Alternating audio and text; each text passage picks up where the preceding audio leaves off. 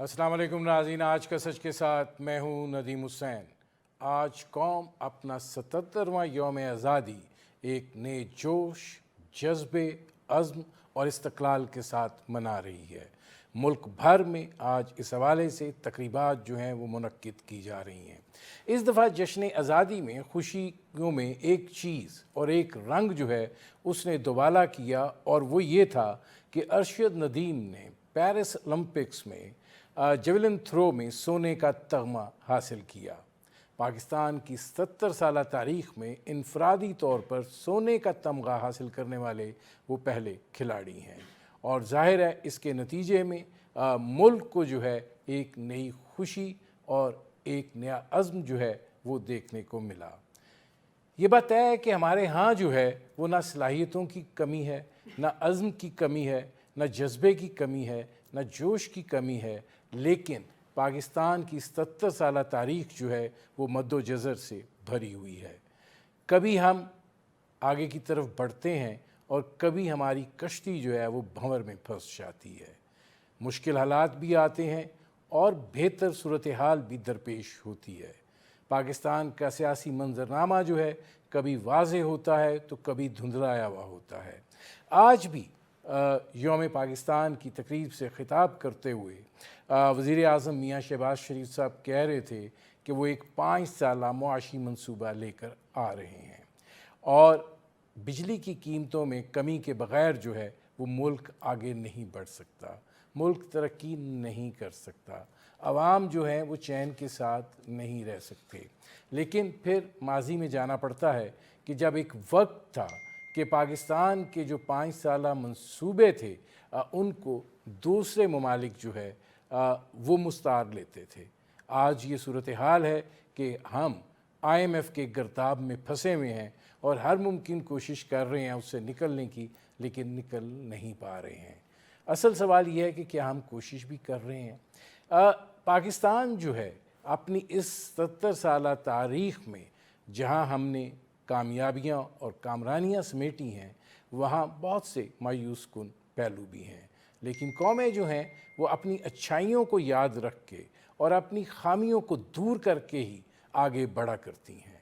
आज का दिन जो है जहाँ हमें एक तरोताज़गी देता है अपनी कामयाबियों के हवाले से, वहाँ ये जला भी देता है कि हम अपनी खामियों से सीखने की सलाहियत रखते हैं या हमने सीखा है या नहीं। बुनियादी तौर पर हम आज जिस सतह के ऊपर हैं उसको कोई खुशगवार सूरत हाल नहीं कहा जा सकता। आज मायूसी के थपेड़े भी चल रहे हैं और पाकिस्तान को बेपनाह चैलेंजेस जो है उनका सामना भी है। आज हम खुशियां तो मना रहे हैं, यकीनन आज़ादी की फ़िज़ा में सांस ले रहे हैं, और उन लोगों की कुर्बानियों को भी हमें याद रखना चाहिए जिन्होंने इस पाकिस्तान को बनाने में दी हैं। इस पाकिस्तान की बुनियादें जो हैं उन्हीं के खून से सेंची गई हैं, और उसके नतीजे में आज हम एक ऐसी फ़िज़ा में सांस ले रहे हैं जहां हमें एक आज़ाद माहौल मुयस्सर है। वरना अगर आपने ये जानना है कि आज़ादी की कीमत क्या होती है तो फिर आप लीबिया से पूछ लीजिए, इराक़ से पूछ लीजिए, शाम से पूछ लीजिए, और बहुत से ममालिक हैं जिनकी मिसालें दी जा सकती हैं। लेकिन इसका तहफ़्फ़ुज़ और इस मुल्क को ताकतवर बनाना जो है वो यकीनन हम सब का बुनियादी फ़र्ज़ है। आज अपने इस 77वें यौम आज़ादी के हवाले से हम बात करेंगे, और मेरी जो आज की मेहमान शख्सियत हैं उन्होंने पाकिस्तान की तारीख़ को एक तालिब इल्म की हैसियत से, एक सियासतदान की हैसियत से, इक़्तिदाद के ऐवानों से हश्त पहलू तरीके से देखा है, और वो बहुत सारी चीज़ों के यानी शाहिद भी हैं। मेरे आज के मेहमान पाकिस्तान के सीनियर सियासतदान और सेक्रेटरी जनरल हैं मोअतमर आलम इस्लामी के राजा ज़फ़रुल हक साहब। राजा साहब, ये फरमाइएगा कि ज़ाहिर है आज जब इस मुकाम पर हम खड़े हैं और आप भी अपनी उम्र के इस हिस्से में हैं, जब आप पीछे मुड़ के पाकिस्तान की 70 साल तारीख़ पर नज़र डालते हैं तो आप क्या महसूस करते हैं? बिस्मिल्लाहिर्रहमानिर्रहीम। میں سمجھتا ہوں کہ بہت ساری مشکلات سے پاکستان گزرا ہے اور اب بھی گزر رہا ہے، لیکن اس میں مایوسی کی کوئی بات نہیں ہے، اور اس میں عزم اور حوصلے کی ضرورت ہے، اور جو لوگ پاکستان کی قیادت کر رہے ہیں ان میں یہ حوصلہ اور عزم موجود ہے۔ میں نے وزیر اعظم صاحب کی تقریریں ایک دو اسی سلسلے کی سنی ہیں، اور میں یقین رکھتا ہوں کہ اللہ تعالیٰ ضرور اس قوم کو اس اقتصادی بھنور سے نکالیں گے، اور انشاءاللہ تعالیٰ پاکستان باعزت آزاد ملک کی حیثیت سے قائم و دائم رہے گا۔ لیکن رات کو ملٹری اکیڈمی کاکول میں جو آزادی پریڈ ہوئی وہ بھی ایک بہت شاندار پریڈ تھی، اور اس میں جو خطاب تھا آرمی چیف صاحب کا، چیف آف آرمی اسٹاف کا، وہ بھی بہت معنی خیز اور پرعزم الفاظ سے بالکل گوندا ہوا تھا، اور وہ اس نے انسپائر بھی کیا لوگوں کو، اور میں سمجھتا ہوں کہ یہ ایک ایسا مرحلہ ہے جس میں حکومت اور آرم فورسز اور باقی جو سیاسی جماعتیں ہیں وہ اس بات کا احساس رکھتی ہیں کہ ہمیں مل جل کر اپنے ملک کو اپنے پاؤں پر کھڑا کرنا چاہیے، اور جو یہ دقتیں پیش آ رہی ہیں انہیں حل کرنے کے لیے آپس میں بیٹھ کر کوئی اقتصادی پیکج پر اتفاق رائے کرنا چاہیے، اور اس پر پھر عمل درآمد بھی کرنا چاہیے۔ اس میں راجہ ظفر الحق صاحب یہ فرمائے گا، تھوڑا سا پیچھے جاتے ہیں، ایک وقت تھا کہ جب پاکستان کے جو 5 سالہ منصوبے تھے ان کو مستعار لیا جاتا تھا، ان کو فالو کیا جاتا تھا، اور پاکستان کا پلاننگ ڈویژن جو تھا وہ ایک بڑا مؤثر ادارہ تھا، لیکن پھر ایک تنزلی کا جو سفر ہے وہ شروع ہوتا ہے، اور وہ جو 5 سالہ منصوبوں کی روایت تھی اور پھر اس حوالے سے جو ترقی کی منازل کو طے کرنا تھا وہ کہیں پیچھے رہ جاتا ہے۔ آپ کیا سمجھتے ہیں؟ آپ نے یہ سارا عرصہ دیکھا ہے، غلطی کہاں سے ہوئی اور کیا ہوئی؟ میرا خیال ہے جی کہ سیاسی عدم استحکام سب سے بڑی وجہ ہے، کہ اقتصادی عدم استحکام بھی اس کے ساتھ ساتھ ہی آ جاتا ہے۔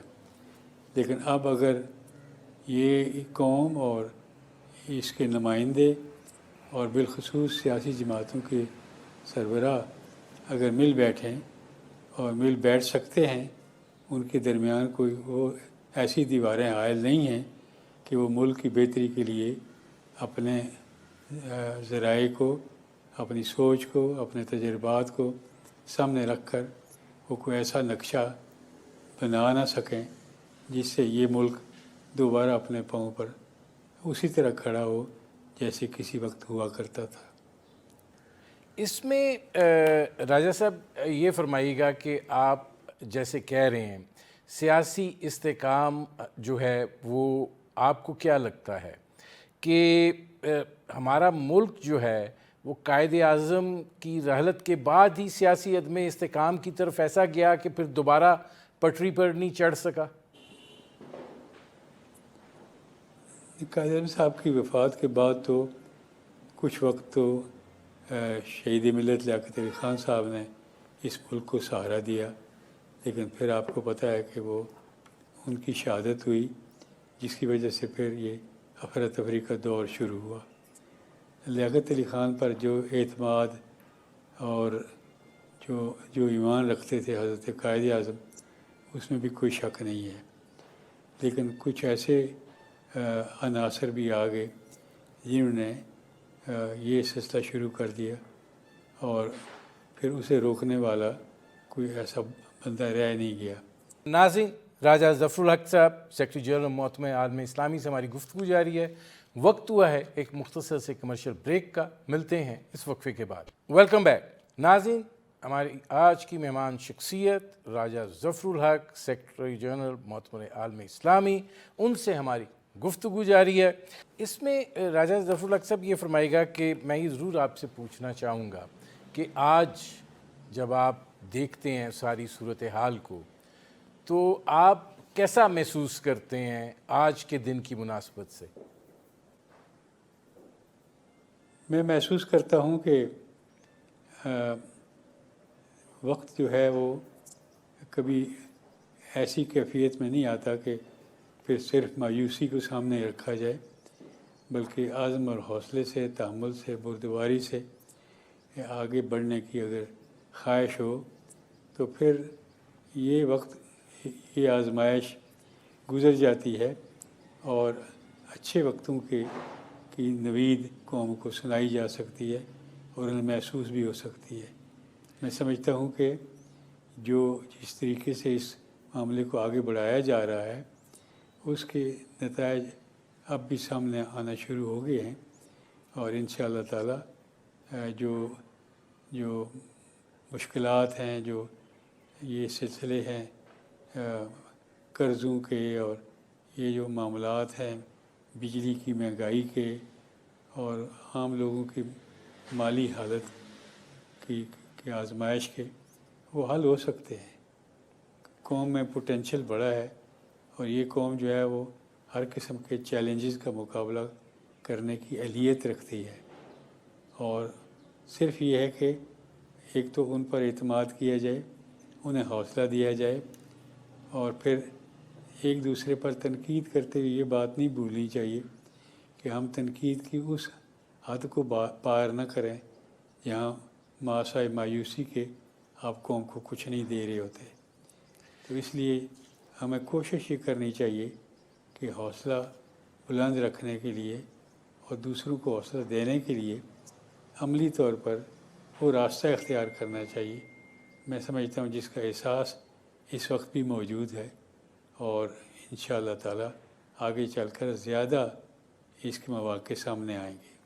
اچھا، اس میں رائے صاحب یہ فرمائیے گا کہ آپ جس سیاسی توازن کی بات کر رہے ہیں، آج پاکستان کی سیاست جو ہے اس میں اختلاف کی سیاست ہوا کرتی تھی، اور ظاہر ہے اس اختلاف میں شدت بھی آتی تھی، لیکن اس نوعیت کی صورتحال پیدا نہیں ہوتی تھی کہ آپ ایک ایسی نہج پر پہنچ جائیں جہاں پر آپ دوسرے کو دیکھ کے چہرہ جو ہے وہ دوسری طرف کر لیں.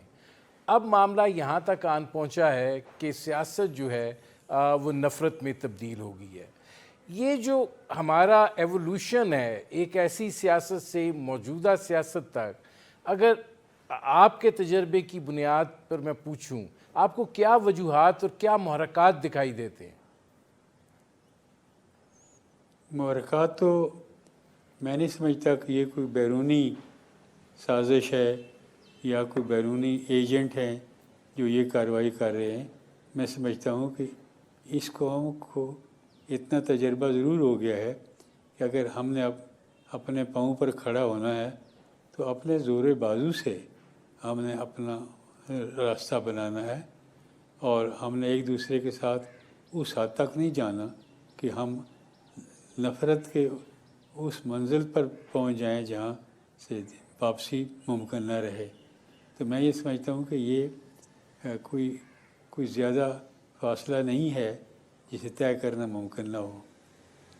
لیکن آپ یہ نہیں سمجھتے کہ معاملات جو ہیں وہ اس حد تک انحطاط پذیر ہو چکے ہیں کہ اب آرمی چیف جیسی شخصیت بھی بار بار یہ بات کہہ رہے ہیں کہ اس ملک کو ڈیجیٹل دہشت گردی کا سامنا ہے، جو ماضی میں تو یہ صورتحال نہیں دکھائی دی، کیونکہ بدلتے وقت کے ساتھ، نئے تقاضوں کے ساتھ چیزیں تو بدلتی ہیں.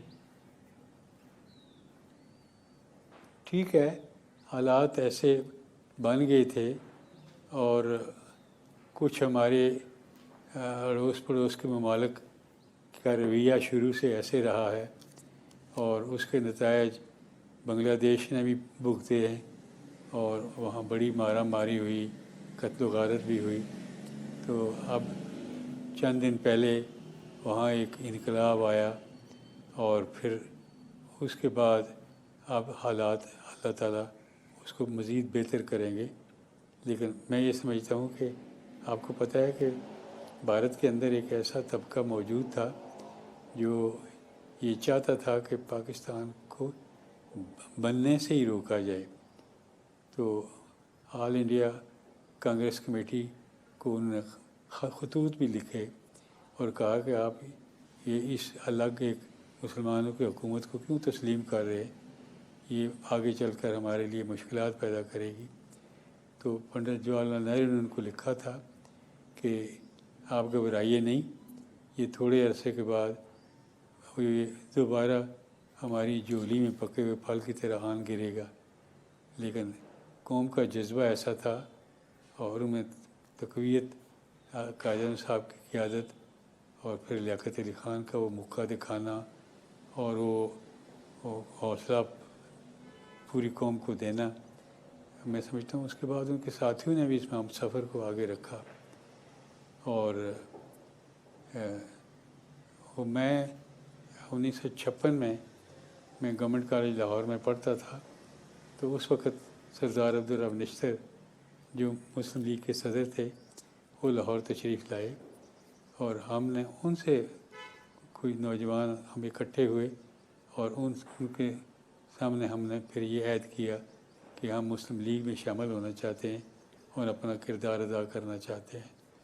تو اسی دن شام کو انہوں نے موچی دروازے میں جلسہ کرنا تھا اور اس کی اجازت نہیں دی جا رہی تھی. تو وہاں انہوں نے اپنا شعر پڑھا کہ نیرنگی سیاست دوراں تو دیکھیے، منزل انہیں ملی جو شریک سفر نہ تھے. تو وہ آزمائش کا ایک بہت کڑا وقت تھا، لیکن وہ بھی گزر گیا اور سچ سچ ہوتا ہے. اور سچ میں کوئی کمزوری اگر نہ لائی جائے یا اسے تسلیم نہ کیا جائے وہ اپنی قوت کو خود منوا لیتا ہے. تو پھر بعد میں اچھا دور بھی آیا اور ہم نے دیکھا کہ یہ دور بدلتے رہتے ہیں. 1906 سے لے کر آج تک کافی اونچ نیچ اس قوم نے دیکھی ہے. دیکھیے راج صاحب مجھے ایک بریک لینا پڑ رہا ہے، میں واپس آتا ہوں. ناظرین، راجہ ظفر الحق صاحب سیکرٹری جنرل محتمہ عالم اسلامی سے ہماری گفتگو جاری ہے. وقت ہوا ہے ایک مختصر سے کمرشل بریک کا، ملتے ہیں اس وقفے کے. Welcome back. ناظرین، ہماری آج کی مہمان شخصیت راجہ ظفر الحق سیکرٹری جنرل محتمہ عالم اسلامی، ان سے ہماری گفتگو جاری ہے. راجہ صاحب یہ فرمائیے گا کہ ظاہر ہے کہ ہم نے ایک سفر تو طے کیا ہے اور آج ہم آپ جیسے کہہ رہے تھے کہ مایوس نہیں ہونا چاہیے، بہتری کی صورتحال ہو سکتی ہے، آپ مل بیٹھنے کی بات کر رہے تھے. آپ کو لگتا ہے کہ اس وقت جس طرح کے سیاسی چیلنجز کا ہمیں سامنا ہے، پہلے اس کی بات کر لیتے ہیں، جیسے بلوچستان کی جو کیفیت ہے، خیبر پختونخوا کی جو کیفیت ہے، اور پھر یہاں پر جو ایک نفرت کی سیاست کا غلبہ ہے، آپ کو کوئی اجتماعی سوچ جس کی آپ بات کر رہے ہیں اس کو ہوتی ہوئی کوئی دکھائی دیتی ہے؟ جی، میں پورے ایمان سے کہہ سکتا ہوں کہ پاکستان کے مستقبل کے بارے میں مجھے یقین ہے کہ یہ قوم ضرور اپنے پاؤں پر کھڑی ہوگی اور جس حوصلے اور تدبر اور دور اندیشی سے اپنے معاملات طے کرنے چاہیے وہ کر پائے گی. لیکن اس کے لیے حوصلہ اور تحمل چاہیے اور اس میں نہ مایوس ہونے کی ضرورت ہے اور نہ ہتھیار ڈالنے کی ضرورت ہے. اور میں سمجھتا ہوں کہ اگر یہ احساس پیدا ہو جائے تو سب سے بڑا ہتھیار وہی ہوتا ہے جو قوموں کو اپنے پاؤں پر کھڑا کرتا ہے. راجہ ظفر الحق صاحب، اس وقت ہم ظاہر ہے 3 طرح کے مسائل میں الجھے ہوئے ہیں. دہشت گردی کا معاملہ جو ہے وہ ایک بہت سنجیدہ صورتحال جو ہے وہ درپیش ہے، اور چیف آف آرمی سٹاف نے بھی اپنی کل کی تقریر میں اس کا ذکر کیا اور اس کے بعد انہوں نے اس حوالے سے ایک وارننگ بھی دی. یہ جو سلسلہ ہے، آپ نے یہ سارا افغانستان کی ڈیولپمنٹ اور جو جنگ تھی وہ سارا منظرنامہ دیکھا ہے.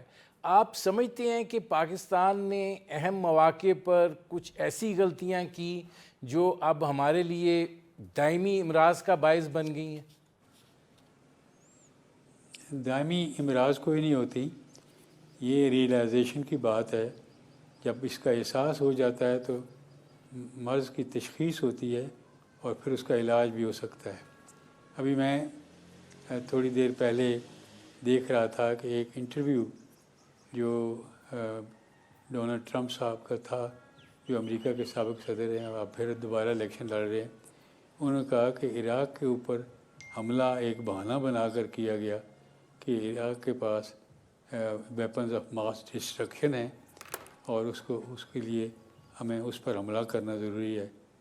تو انہوں نے کہا کہ حملہ ہوا لیکن ویپن آف ماس ڈسٹرکشن تو نہ ملے، لیکن ایک اچھا خاصا ابھرتا ہوا اقتصادی طور پر، سماجی طور پر ابھرتا ہوا ملک جو ہے وہ تباہ و برباد ہو گیا، اور ابھی تک وہ اپنے پاؤں پر دوبارہ اس طریقے سے کھڑا نہیں ہو سکا جیسے وہ پہلے تھا. یہی انہوں نے مثال دی لیبیا کی کہ وہاں بھی لوگ بڑے آسودہ اور خوشحال تھے، ماحول بہت اچھا تھا، لیکن وہاں بھی حملہ کروا کر وہاں کی حکومت کو ختم کیا گیا، صرف اپنے محدود اور مقاصد کے لیے. جو ایسی قوتیں ہوتی ہیں جو دوسروں کو غلام بنا کر اپنے ملک کا اقتدار چاہتے ہیں. اور یہ حضرت قائد اعظم کا قول ہے کہ نہ فرسٹ ورلڈ وار اور نہ سیکنڈ ورلڈ وار یہ کوئی جمہوریت کے لیے کوئی جنگیں نہیں تھیں، یہ جنگیں بھی اقتصادی طور پر دوسرے ملکوں کو غلام بنا کر اپنی اقتصادی قوت کو بڑھانے کی جنگیں تھیں. تو اس وجہ سے وہ دور بھی گزرا، اور آج یہی کارروائی جو ہے وہ اسرائیل کر رہا ہے فلسطینیوں کے ساتھ، وہی انڈیا کر رہا ہے کشمیریوں کے ساتھ. تو اس لیے یہ قوتیں آپس میں اس کشمکش میں تو رہیں گی، لیکن جب احساس اس کا بیدار ہو جاتا ہے تو یہ پھر وہ قوتیں کمزور پڑ جاتی ہیں اور آپ پھر اپنے مقصد کو حاصل کر لیتے ہیں. اور انشاءاللہ تعالی مجھے یقین ہے کہ یہ کیفیت زیادہ دیر قائم نہیں رہ سکے گی. راجہ ظفر الحق صاحب، یہ فرمائیے گا کہ ظاہر ہے سیاسی بھونچال آپ نے کافی دیکھے ہیں. اس وقت جو یہ ایک سیاسی زلزلے کی کیفیت ہے، یہ آپ کو کس نہج پر جاتا ہوا دکھائی دے رہا ہے؟ میں سمجھتا ہوں کہ جیسے جتنے ٹریجڈیز ہوئی ہیں ملکوں کے ساتھ، زلزلے بھی آئے ہیں اور سیاسی اقتصادی وغیرہ، یہ جاپان اور سیکنڈ ورلڈ وار میں جرمنی بالکل تباہ و برباد ہو گئے تھے، لیکن آج ان کی اقتصادی کیفیت پہلے سے بھی بہتر ہو گئی ہے. وہ دوبارہ اپنے پاؤں پر کھڑے ہو گئے ہیں. اور وہ کہتے ہیں جی کہ ایک جزیرہ تھا جاپان مشرق میں اور ایک جزیرہ تھا مغرب میں، یعنی برطانیہ. تو یہ دونوں جو ہیں یہ آپس میں لڑے بھی ہیں، لیکن پھر دوبارہ حالات نے پلٹا کھایا اور وہ پھر اپنے پاؤں پر کھڑے ہو گئے. تو یہ چیزیں آتی جاتی رہتی ہیں. تو اس میں انسان کو مایوس نہیں ہونا چاہیے، بلکہ زیادہ اعتماد کے ساتھ، دور اندیشی کے ساتھ، حوصلے کے ساتھ یہ اس سفر کو آگے لے جانا ضروری ہے. اس میں رائے صاحب یہ فرمائے گا کہ جس طرز سیاست کی بنیاد بانی پی ٹی آئی نے رکھی ہے اور اس کے جو نتائج اب نکل رہے ہیں، آپ کو لگتا ہے کہ پاکستان میں سیاسی استحکام جو ہے وہ آ سکتا ہے؟ آ سکتا ہے. یہ تو ایک انتہا کی سیاست تھی نا، یہ سیاست تو نہیں تھی، لیکن ایک انتہائی پرتشدد قسم کا سلسلہ شروع ہو گیا تھا. تو میں سمجھتا ہوں کہ آہستہ آہستہ وہ بھی اپنے کمزوری کی طرف جا رہا ہے. تو انشاءاللہ تعالی یہ بھی ٹھیک ہو جائے گا. ہم کسی کی زندگی اور کسی کے مستقبل کے خلاف نہیں ہیں. ہم پاکستان کی زندگی اور پاکستان کے مستقبل کے خواہاں ہیں کہ وہ ٹھیک ہو جائے. تو انشاءاللہ تعالی ہمیں امید ہے اللہ تعالیٰ کی ذات پر، اپنی قوم کی صلاحیتوں کے اوپر، کہ یہ انشاءاللہ تعالیٰ ٹھیک ہوگا. اب 2-3 سوال اس حوالے سے بھی راجہ ظفر الحق صاحب یہ فرمائیے گا کہ آپ کیا سمجھتے ہیں کہ کشمیر کی جو صورتحال ہے، ہم اس کو ایک انفنشڈ ایجنڈا تو کہتے ہیں، لیکن آپ کو یہ نہیں لگتا کہ ہم نے اس کو کہیں بیک برنر پہ ڈال دیا؟ ہم نے بیک برنر پر نہ ڈالا ہے، نہ ڈال سکتے ہیں. وہ ایک ہماری کمٹمنٹ ہے، وہ ہمارے ایمان کا حصہ ہے. اور آپ یقین کریں کہ سیاسی جماعتوں کے اندر پاکستان میں مختلف ایشوز کے اوپر اختلاف رائے ہوتا ہے، جو ایک نیچرل چیز ہے. لیکن کشمیر کے بارے میں اور اسلام کے بارے میں کوئی دو رائے نہیں ہے. اور یہ انشاءاللہ تعالی یہ ایک وہ وقت آئے گا کہ کشمیریوں کو بھی اپنی آزادی میسر آ جائے گی. یہ جو مودی صاحب نے کیا ہے 5 اگست کو، اور وہ اس میں مودی صاحب کے ساتھ باقی ہندوستان کی جماعتیں ساتھ نہیں تھیں. 8 جماعتیں ایسی بھی تھیں، آل انڈیا کانگریس کی بڑی جماعت ہے، اور اس کی جو سربراہ ہے آج کل، وہ انہوں نے سب سے پہلے بیان دیا تھا کہ ہم اس کو صحیح تسلیم نہیں کرتے اور یہ غلط ہے اور غیر آئینی ہے. اسی طریقے سے وہاں کی جو کمیونسٹ پارٹی کے 2 دھڑے ہیں، انہوں نے بھی یہی کہا تھا کہ ہم اسے تسلیم نہیں کرتے. پہلے اکا دکا کچھ آواز آتی تھی، لیکن اب جو ہے وہ ایک وسیع تر ایک فیصلہ کن سلسلہ جو آگے بڑھ رہا ہے. اور جو بھارت کو ریورس لگا ہے بنگلہ دیش میں، اس نے بھی یہ جو 2 قومی نظریہ تھا اس کو دوبارہ اجاگر کیا ہے. اور 2 قومی نظریے کی سچائی وہاں کے لوگ یہی کہہ رہے ہیں کہ اگر 2 قومی نظریے میں اتنی سچائی نہ ہوتی تو پھر جب بنگلہ دیش الگ ہوا تھا تو وہ یا انڈیا کا حصہ بن جاتا یا کوئی اور راستہ اختیار کرتا. لیکن اتنا عرصہ 1971 سے لے کر آج تک ہونے کے باوجود وہاں بہت کچھ ہوا، بڑا منفی سلسلہ ہوا، بڑا تشدد بھی ہوا، لیکن اس کے باوجود ایک بڑی تعداد ان لوگوں کی موجود ہے جنہوں نے کہا کہ وہ غلط تھا اور یہ طریقہ بھی ٹھیک نہیں ہے. اور میرا اپنا ایمان ہے کہ، اور شروع سے رہا ہے، کہ بنگلہ دیش کے ساتھ ہمارے تعلقات انشاءاللہ تعالی دوبارہ استوار ہوں گے. اور وہ ایک چلیے آزاد ملک ہے، وہ اس کو اپنی پالیسی خود بنانی ہے، لیکن ہمیں ان کی طرف ایک مثبت رویہ رکھنا چاہیے. میرے پروگرام کا وقت ختم ہو رہا ہے. بہت شکریہ راجہ ظفر الحق صاحب. ناظرین، یہ تھے سیکرٹری جنرل معتمر عالم اسلامی راجہ ظفر الحق. ان کی آپ نے گفتگو سنی. اب تک کے لیے اتنا ہی، اجازت دیجیے. اللہ حافظ.